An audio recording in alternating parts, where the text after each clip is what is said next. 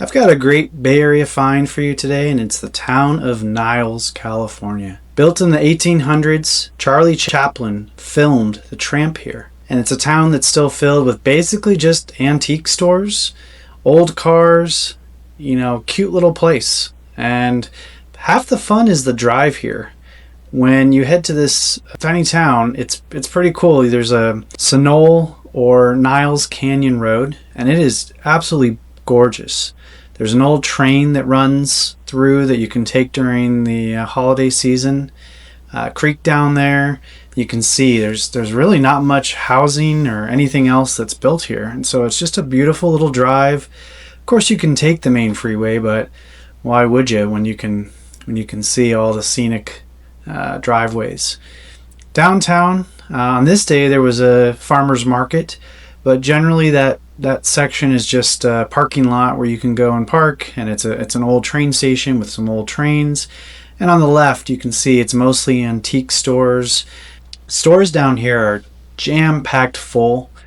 A lot of them are like kind of more like consignment style, where you'll have 30-40 different dealers that each kind of have their little nooks and cases, and they do their own pricing and arrangement of all of the stuff.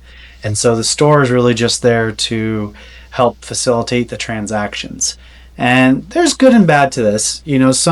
Some dealers may have the stuff that you like. Other dealers may be great on their prices. And so, the good and bad is that there isn't really a lot of consistency. You kind of have to just walk the whole store and see what's there. On this day, one of the shopkeepers was so excited to show me her favorite item. And it was this bottle from the 1800s that was round like a teardrop and on its side. And the history, she wanted me to see if I could guess, but the history on it was that it was the first time there was carbonated water available. And so they intentionally made the bottle round, and so it had to lay on its side so the cork would stay wet. Otherwise, the cork would just pop off and lose all its carbonation. So pretty cool that she said that people don't appreciate the history. If I had unlimited time, I would love to just spend, a few days with her and some of the other store owners and just let them showcase their coolest stuff, the stuff that they're proud of, the stuff they think is really rare.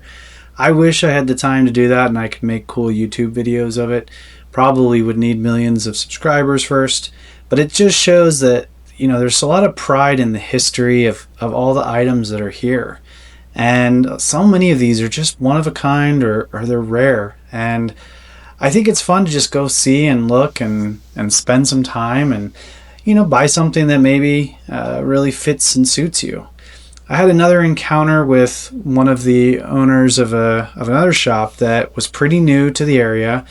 And he, same thing, was eager to just kind of showcase his stuff. And he was like, I'm into trading, I'm into whatever. He had some of the best prices down in Niles. Overall, I felt like the prices here are pretty high compared to, obviously swap meets, flea markets, garage sales, estate sales. They are retail prices, but good deals can be found.